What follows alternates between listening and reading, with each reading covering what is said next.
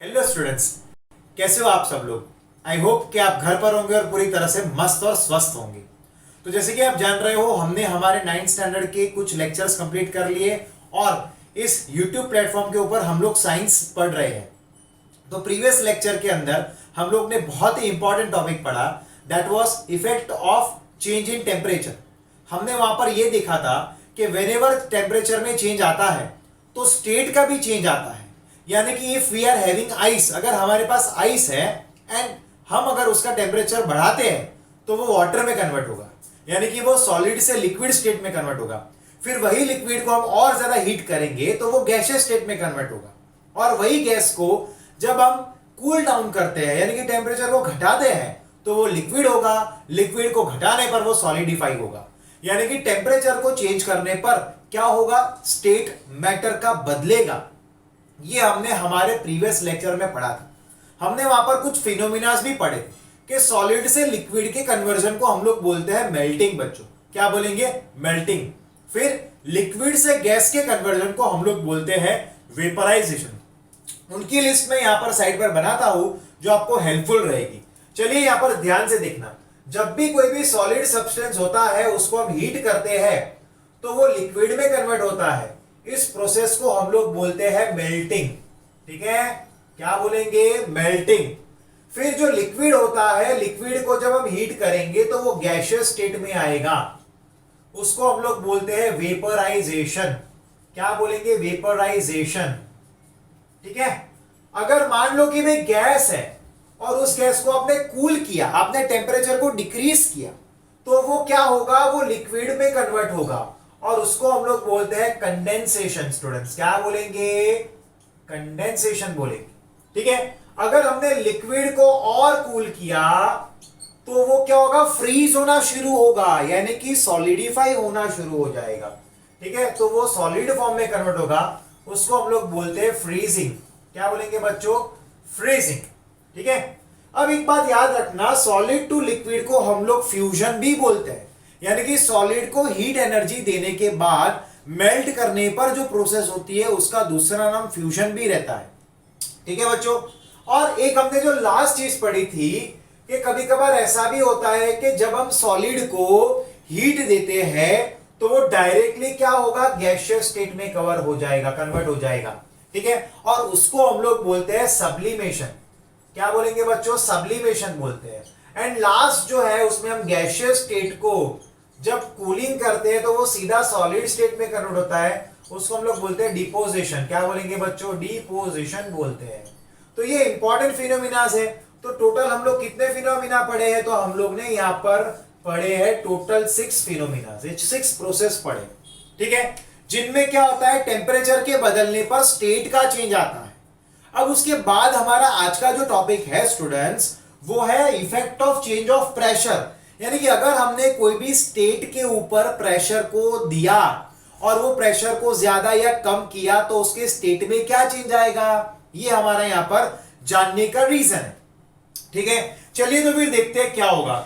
मान लो आपके पास कोई भी सॉलिड है, तो सॉलिड तो ऑलरेडी उसमें पार्टिकल्स बहुत ही ज्यादा नजदीक रहते हैं, दे आर क्लोजली पैक्ड। मैं आपको एक बात इंपॉर्टेंट बताना चाहता हूं कि हमेशा याद रखना कि ये जो स्टेट ऑफ मैटर है वो डिपेंड होते हैं मॉलिक्यूल्स के और पार्टिकल के डिस्टेंस के ऊपर। अगर इनका डिस्टेंस बहुत ही कम है और अगर ये पार्टिकल बहुत ज्यादा कॉम्पैक्ट है, बहुत ज्यादा नजदीक है, तो ये सॉलिड स्टेट का कन्वर्जन करेंगे, यानी कि सॉलिड स्टेट होंगी, ये एक सॉलिड स्टेट में होंगी। लेकिन वही पार्टिकल को आपने टेम्परेचर दिया और उन पार्टिकल के बीच में वाइब्रेशनल मोशन होना शुरू हुआ तो उनके बीच में डिस्टेंस बढ़ेगा। सही के नहीं, उनके बीच में डिस्टेंस बढ़ेगा और अब वो हो जाएगा लिक्विड स्टेट में। किस में कन्वर्ट होगा, लिक्विड स्टेट में वो कन्वर्ट होगा। और आगे अगर आपने उसको और टेम्परेचर दिया तो पार्टिकल के बीच में इतना डिस्टेंस हो जाएगा कि उनके बीच में जीरो अट्रैक्शन रह जाएगा और वो गैसियस स्टेट में होगा। ठीक है, चलिए मैं आपको एक एकदम प्रैक्टिकल एग्जांपल लेकर समझाता हूं कि मान लो क्लास में कोई टीचर है और वो टीचर लेक्चर ले रहे हैं, आप सब लोग बेंच पे खुद खुद के बैठे हो। तो अगर वो टीचर होंगे तो क्या किसी की ताकत है कि वो अपनी बेंच को छोड़कर कहीं और क्लास में घूमेगा फिरेगा या वहां डांस करेगा और वापस आएगा? नहीं, कभी नहीं। अगर वो ऐसा करेगा तो उसको पड़ेगी। सही है कि नहीं? तो ये इसको आप समझ लो सॉलिड स्टेट। हाँ, लेकिन इसमें जब टीचर क्लास में पढ़ाते हैं तो स्टूडेंट्स थोड़ा यूं बैठेंगे, थोड़ा यूं बैठेंगे, थोड़ा अपनी सीट के ऊपर थोड़ा हिलम डुलम होंगे, लेकिन वो अपनी पोजीशन को नहीं छोड़ेंगे। सेम वे सॉलिड स्टेट में पार्टिकल थोड़े से यहां वहां वाइब्रेशन करेंगे, लेकिन वो अपनी पोजीशन को बदल नहीं सकते, क्योंकि अट्रैक्शन बहुत ज्यादा है। क्लास में टीचर है तो कंट्रोल पावर बहुत ज्यादा होता है, स्टूडेंट्स अपनी जगह को छोड़ नहीं सकते। लेकिन लिक्विड स्टेट हुआ, मान लो बेल रिंग हुई, टीचर चले गए बाहर, लेकिन अभी ये लेक्चर सेकंड आया है, चेंज हुआ है, तो स्टूडेंट्स क्या करेंगे, यहां वहां घूमेंगे, थोड़ी मस्ती करेंगे, थोड़ी पेन फाइट खेलेंगे, सही है कि नहीं, लेकिन अपना क्लासरूम छोड़ के बाहर नहीं जा पाएंगे। सेम वे लिक्विड स्टेट में थोड़ी सी हीट एनर्जी देने पर पार्टिकल के बीच में वाइब्रेशन इतना बढ़ेगा कि वो अपनी पोजीशन से थोड़े यहां वहां होंगे, लेकिन वो इतना नहीं होंगे कि पूरी की पूरी जो वेसल है उसको ऑक्यूपाई करेंगे, वो उतने ही दूर नहीं हो पाएंगे। तो ये हो जाएगा लिक्विड स्टेट। क्लासरूम में जब टीचर नहीं होते हैं तो स्टूडेंट यहां वहां घूम सकते हैं, और उसी को हम लोग बोल सकते हैं लिक्विड स्टेट, बराबर कि नहीं। और गैसियस स्टेट में क्या होगा, रिसेस की बेल बज गई है या फिर छूटने की बेल रिंग हो गई है, तो क्या आप क्लास में रहोगे, नहीं, आप सीधा भागोगे, यहां वहां बिखर जाओगे, कोई ग्राउंड में चला गया, कोई पार्किंग में चला गया, कोई कैंटीन में चला गया। तो क्या होता है इसमें, ये गैसियस स्टेट है। सेम वे अगर आपने लिक्विड के ऊपर बहुत ज्यादा टेम्परेचर दिया तो पूरे गैस के मॉलिक्यूल पूरे रूम में फैल जाएंगे। लाइक किसी रूम के अंदर किसी ने डिओड्रेंट को स्प्रे किया तो पूरे रूम में उसकी फ्रेग्रेंस आएगी, और हालांकि बाहर तक उसकी फ्रेग्रेंस जाएगी। गैसेस के मॉलिक्यूल हर जगह पर फैल सकते हैं क्योंकि उनके बीच में कोई अट्रैक्शन नहीं रहता। लेकिन जब कोई सॉलिड स्टेट के ऊपर आप अगर प्रेशर को देते हो, जब आप प्रेशर को बढ़ाते हो, तो उसके ऊपर कोई चेंज नहीं होगा, क्योंकि वो ऑलरेडी पैक्ड है, उनके बीच में कोई डिस्टेंस ही नहीं है कि वो नजदीक आ पाए, वो ऑलरेडी पैक्ड होंगे, वो आ ही नहीं पाएंगे एक दूसरे के नजदीक। तो यहां पर क्या होगा, सॉलिड स्टेट के ऊपर प्रेशर का कोई इफेक्ट नहीं रहता। मैं यहां पर लिखता हूं सॉलिड स्टेट के ऊपर नो इफेक्ट ऑफ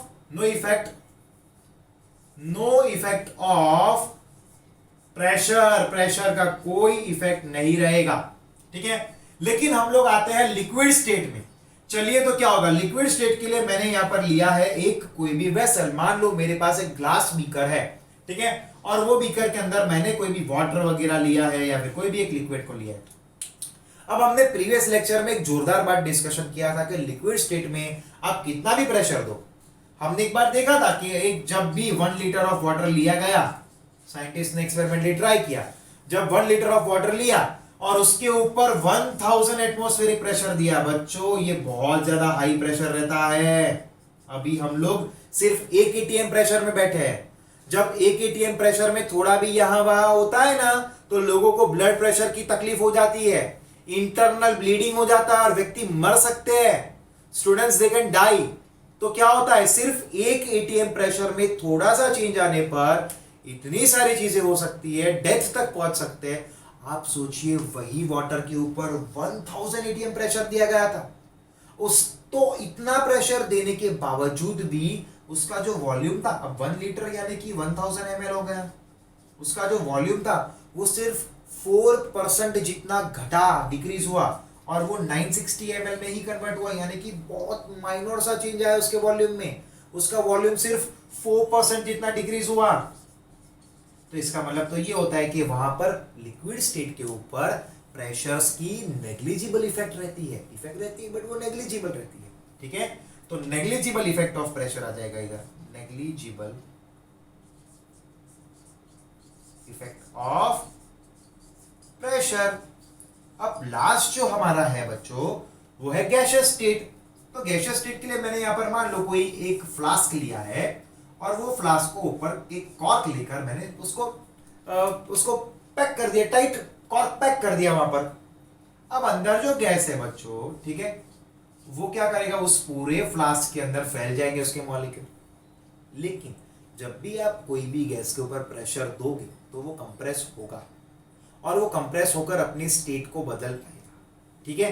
यानी वहां पर क्या किया जाता है, आपने सुना होगा कार्बन डाइऑक्साइड ड्राई आइस, सुना है ना आपने। क्या होता है, उन ड्राई आइस को उसमें क्या करते हैं, CO2 के ऊपर बहुत हाई प्रेशर दिया जाता है। जैसे CO2 कैसा रहता है, एक तो गैस ही है वो, लेकिन हाई प्रेशर देने पर वो क्या होगा, सॉलिड CO2 बनेगा, जिसको हम लोग बोलते हैं ड्राई आइस बच्चों, क्या बोलेंगे, ड्राई आइस बोलते हैं। अब इसी को जब वो लोग ओपन करते हैं, जो फायर एक्सटिंग्विशर होते हैं ना, आपने अपने क्लासेस के ऊपर भी फायर एक्सटिंग्विशर देखे होंगे, ठीक है ना, आपकी स्कूल्स में भी आपने देखे होंगे, उनके अंदर क्या रहता है, सॉलिड CO2 भरा रहता है। अब जब आप उसके कॉर्क को ओपन करोगे तो उसके मॉलिक्यूल दूर दूर जाएंगे और ये जो सॉलिड होगा, ड्राई आइस होगा, वो सीधा गैस में कन्वर्ट होगा, वो लिक्विड में कन्वर्ट नहीं होता। नॉर्मली क्या होगा, सॉलिड लिक्विड में कन्वर्ट होता है, लिक्विड गैस में कन्वर्ट होता है, ठीक है कि नहीं, लेकिन यहां पर वो सीधा गैसेस में कन्वर्ट हो जाएगा कंप्रेस करने पर। तो इसका मतलब तो ये होता है, जब भी मैंने कार्बन डाइऑक्साइड गैस के ऊपर बहुत ही हाई प्रेशर दिया तो वो गैस किस में कन्वर्ट हुआ, सॉलिड में कन्वर्ट हुआ, ठीक है। अब वही गैस के प्रेशर को घटा घटा कर हम लोग 1 atm प्रेशर पे लाए तो वो वापस गैस बन गया। It means that gaseous state के ऊपर प्रेशर का इफेक्ट होता है, उसका स्टेट बदलता है। Liquid state and solid state के ऊपर प्रेशर का बच्चों कोई भी इफेक्ट नहीं होता। आप कितना भी प्रेशर दो सॉलिड पे और लिक्विड पे, वो अपने स्टेट को नहीं बदलेंगे। क्या आपने देखा, आपने बर्फ के ऊपर प्रेशर दिया और वो गैस में कन्वर्ट हो गया या लिक्विड में कन्वर्ट हो गया? नहीं देखा ना। अब ट्राई करिए, आज घर से फ्रीजर ओपन कीजिए, आइस क्यूब लीजिए, उसके ऊपर खड़े रह जाइए, वो टूटेगा लेकिन वो डायरेक्टली सॉलिड गैसियस में या लिक्विड में कन्वर्ट नहीं होगा। वो लिक्विड में कन्वर्ट होता है तो क्यों होता है, क्योंकि वो एटमॉस्फेयर की हीट को एब्जॉर्ब करके होता है, वो प्रेशर की वजह से स्टेट को चेंज नहीं करता। तो सॉलिड एंड लिक्विड कभी भी प्रेशर की वजह से अपने स्टेट को चेंज नहीं करते, हालांकि गैसियस स्टेट जो है वो प्रेशर की वजह से अपने स्टेट को चेंज करते हैं। तो यहां पर हमने एक चीज बहुत जोरदार पढ़ी है कि एक मैं छोटा सा फ्लो चार्ट बना देता हूं कि अगर हमारे पास लिक्विड है बच्चों, ठीक है, जरा ध्यान से देखना, तो लिक्विड का जब भी वेपराइजेशन होगा ना तो वो गैस में कन्वर्ट होगा। अब ये गैसियस जो फॉर्म है उसका जब आप कूलिंग करोगे तो वो लिक्विड बनेगा, यानी कि वहां पर हमने कंडेंसेशन किया, ठीक है। अब अगर आपने इस लिक्विड को क्या किया, उसको फ्रीज किया, ठीक है कि नहीं, मान लो कि इस लिक्विड को फ्रीज किया आपने, तो वो किस में कन्वर्ट होगा, तो वो कन्वर्ट हो जाएगा यहां पर सॉलिड में। अब यही सॉलिड को आपने क्या किया, आपने टेम्परेचर दिया, तो क्या हो जाएगा, मेल्ट हो जाएगा बच्चों, क्या होगा उसका, मेल्टिंग बोलेंगे। और ये सॉलिड डायरेक्ट अगर गैस में कन्वर्ट हुआ है तो उसको हम क्या बोलेंगे, सब्लिमेशन बोलेंगे। क्या बोलेंगे बच्चों, सब्लिमेशन बोलेंगे। और अगर ये गैस सॉलिड में कन्वर्ट हो गया डायरेक्टली तो उसको हम लोग बोलेंगे डिपोजिशन बच्चों। क्या बोलेंगे, डिपोजिशन। इस ये जो फ्लो चार्ट हमने यहां पर पढ़ा है, ठीक है बच्चों, ये जो पूरा साइकिल हमने पढ़ा है उसको मैंने एकदम इजी तरीके से यहां पर 6 प्रोसेस में स्प्लिट करके आपको लिख कर दिया है, ठीक है। तो यहां पर हमारा effect of change of pressure complete होता है। अब हम इसके रिलेटेड कुछ टेम्परेचर के न्यूमेरिकल्स है वो हम करेंगे, लेकिन उससे पहले आप इसका स्क्रीनशॉट लीजिए, इसको लिखिए, नोट्स बनाइए और आप मुझे फोटो खींच कर व्हाट्सएप कीजिए, ठीक है। आप स्क्रीनशॉट लीजिए, तब तक मैं 2 सेकंड आपके लिए वेट करता हूं, फिर हम लोग आगे के टॉपिक पे जाएंगे। चलिए, तो अब हम हमारे इंटेक्स क्वेश्चंस पर जाते हैं। उसमें पेज नंबर 8 में हमें क्वेश्चन दिए, उसमें टेम्परेचर कन्वर्जन के क्वेश्चन है, ठीक है। क्वेश्चन नंबर 1 में ए में हमें दिया है, आपको वहां पर टेम्परेचर केल्विन में दिए हैं, आपको डिग्री सेल्सियस में कन्वर्ट करना है। और क्वेश्चन नंबर 2 अगर आप ध्यान से देखोगे तो वहां पर हमें उसको दिया है डिग्री सेल्सियस में, ठीक है ना, दैट इज 250 डिग्री सेल्सियस दिया है। और बी जो क्वेश्चन है उसमें हमें दिया है 100 डिग्री सेल्सियस और हमें कन्वर्ट करना है केल्विन में। तो पहले हम लोग ये करते हैं, फिर हम लोग ये करेंगे। चलिए आप जरा ध्यान देना, बहुत ही इजी टॉपिक है ये। आपको टेम्परेचर्स जो नॉर्मली रहते हैं, जब हम नॉर्मली टेम्परेचर को मेजर करते हैं तो वो डिग्री सेल्सियस में रहता है, लेकिन जब हम लोग टेम्परेचर को मेजर करते हैं, बॉडी के टेम्परेचर को मेजर करते हैं, तब हम डिग्री फ़ारेनहीट में मेजर करते हैं। और जब हम लोग केमिस्ट्री में टेम्परेचर को मेजर करते हैं तब हम लोग उसको केल्विन में मेजर करते हैं। हालांकि हम जो ये चैप्टर पढ़ रहे हैं वो केमिस्ट्री का ही है, साइंस के अंदर जो केमिस्ट्री पोर्शन है उसी का ही है, इसलिए मैंने यहाँ पर हेडिंग केमिस्ट्री रखा है। चलिए, तो फिर हम इस टेम्परेचर को केल्विन में कन्वर्ट करना सीखते हैं। तो पहले उसके लिए एक फॉर्मूला होती है जो मैं आपको बताऊंगा, केल्विन के इज इक्वल टू, क्या आएगा, केल्विन के is equal two degree Celsius plus 273 आपको करना पड़ेगा। यानी कि आपको जो भी टेम्परेचर डिग्री सेल्सियस में दिया है उसके अंदर आप डायरेक्टली 273 को ऐड कर लो, आपको टेम्परेचर केल्विन में मिल जाएगा, ठीक है। लाइक यहां पर हमें क्या दिया है, तो मुझे दिया है 250 डिग्री सेल्सियस, तो मैंने इसको रखा और यहां पर प्लस 273 करना है तो टोटल इसका क्या आएगा 523 केल्विन आ जाएगा। It will be 523 kelvin temperature. ठीक है बच्चों, क्लियर हो रहा है कि नहीं? चलिए यहां पर ये 100 डिग्री सेल्सियस वाले क्वेश्चन को सॉल्व करते हैं। यहां पर के क्या दिया है, it is degree Celsius plus 273 आएगा, ये हमारा फॉर्मूला है। और डिग्री सेल्सियस क्या दिया हुआ है हमें, तो जरा ध्यान से देखना, डिग्री सेल्सियस हमें दिया है 100 प्लस 273 हमने किया तो टोटल आ जाएगा 373 केल्विन। ठीक है कि नहीं? तो ये क्वेश्चन आया कि नहीं आपको? चलिए मैं आपको और क्वेश्चंस देता हूं। यहाँ पर मैं कुछ क्वेश्चन खुद से बनाता हूं। हमारे पास है यहाँ पर 200 डिग्री सेल्सियस और हमें कन्वर्ट करना है केल्विन में। क्या करेंगे, केल्विन की फॉर्मूला लगाएंगे। अब यहाँ पर ध्यान दीजिए, मैं उसको बॉक्स बनाता हूं, ये फॉर्मूला आपको 10 बार होमवर्क में लिखकर आपको मुझे फोटो खींच के भेजना है, मैं सब कुछ लिखना है आपको होमवर्क में। केल्विन क्या आएगा, अब देखिए जरा ध्यान से, डिग्री सेल्सियस हमें दिया है 200, तो मैंने यहाँ पर 200 लिख दिया डिग्री सेल्सियस, प्लस क्या करोगे 273 करोगे तो ये आ जाएगा 473 केल्विन। क्लियर है? हम लोग एक और क्वेश्चन लेते हैं एक्स्ट्रा। क्या करेंगे, डी में हमें मान लो दिया है 500 डिग्री सेल्सियस और हमें कन्वर्ट करना है केल्विन में। क्या करेंगे, तो K is equal two degree Celsius, formula तो यही है ना, प्लस 273 करेंगे। अब क्या होगा, डिग्री सेल्सियस कितना दिया है 500 दिया है ना, तो उसको रिप्लेस करो इस इक्वेशन के अंदर।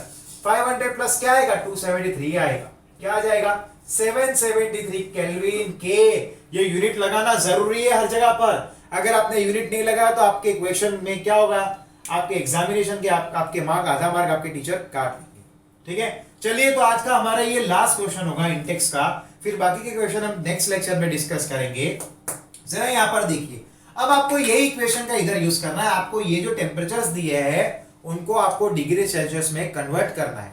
तो जरा ध्यान से देखिए, क्या करेंगे, हम यही फॉर्मूला को इधर लिखेंगे, केल्विन के is equal two degree Celsius plus 273 आ गया है बच्चों। अब आपको इसमें केल्विन की वैल्यू दी है तो आप उसको यहां रख दो, तो ये केल्विन 300 रख दिया मैंने, equal two degree Celsius plus 273 आया इधर। अब क्या करेंगे, आपको डिग्री सेल्सियस फाइंड करना है तो हम उसी को सब्जेक्ट बनाएंगे और इसको इस साइड लेकर आएंगे। अब आप मैथ्स में पढ़े हो कि जब भी कोई भी टर्म की साइड चेंज होती है तो उसका क्या होगा, उसका जो वैल्यू है वो चार्ज भी यहां पर चेंज होगा। ये पॉजिटिव वैल्यू है तो क्या बन जाएगा, नेगेटिव बन जाएगा। तो 300 माइनस 273 आ जाएगा क्योंकि वो इस साइड आया है, प्लस की जगह पर माइनस होगा, इक्वल टू डिग्री सेल्सियस। अब कितना होगा, ये 27 डिग्री सेल्सियस टेम्परेचर हमारा आ गया है, तो हमारा आंसर आएगा 27 डिग्री सेल्सियस। चलिए हम बी क्वेश्चन के लिए करते हैं। क्या करेंगे, वही फॉर्मूला के equal two degree Celsius plus 273 है। ठीक है, यहां पर केल्विन की वैल्यू हम रख देंगे, ये जो दी हुई है, that is 573 equal two degree Celsius plus 273 आएगा। अरे पता चल रहा है ना, तो पता चल रहा है तो थोड़ा कमेंट भी किया कीजिए, कमेंट सेक्शन में लिखिए यस सर, समझ में आया सर, गुड सर, कुछ लिखिए। ठीक है, क्या करोगे, अब आप इसको इस साइड लेकर आओगे तो क्या होगा, वो माइनस बन जाएगा। तो 573 minus 273 equal two degree Celsius, तो ये आ जाएगा यहाँ पर 300 डिग्री सेल्सियस। ये हमारा आंसर आ गया। तो इस तरह से हम इसको सॉल्व करते हैं। तो ऐसे जब भी आपको क्वेश्चंस पूछे आपकी एग्जाम में, आपके स्कूल में या अपने ट्यूशन के टेस्ट में, तो आपको ये वाली जो इक्वेशन है उसको वीआईपी इक्वेशन लगा देना। वीआईपी यानी कि वेरी इंपॉर्टेंट। ठीक है, ये वेरी इंपॉर्टेंट है, ये वेरी इंपॉर्टेंट यहाँ पर फॉर्मूला बन के आई है। तो बच्चों आज का हमारा टॉपिक यहाँ पर खत्म होता है। तो आज आप लोग ने काफी इंटरेस्टिंग और काफी इंपॉर्टेंट एंड बेसिक चीजें पढ़ी है। इसको रिवाइज करना बहुत ही ज्यादा इंपॉर्टेंट है, इसको लिखना बहुत इंपॉर्टेंट है। सब लोग इसकी नोट्स बनाइए, लिखिए और जो कुछ भी आपने लिखा है उसके फोटो मुझे व्हाट्सएप कीजिए पर्सनली। ठीक है बच्चों, होमवर्क को टाइम टू टाइम करते रहिएगा और हम लोग ऐसे ही लेक्चर आपको अपडेट करते रहेंगे अपने स्केड्यूल के मुताबिक। अब हम लोग बच्चों नेक्स्ट लेक्चर में मिलेंगे। Till then take care, good bye and please share our YouTube platform, share it, subscribe it and even like it. ठीक है बच्चों, चलिए तो फिर मिलते हैं। Good bye and take care.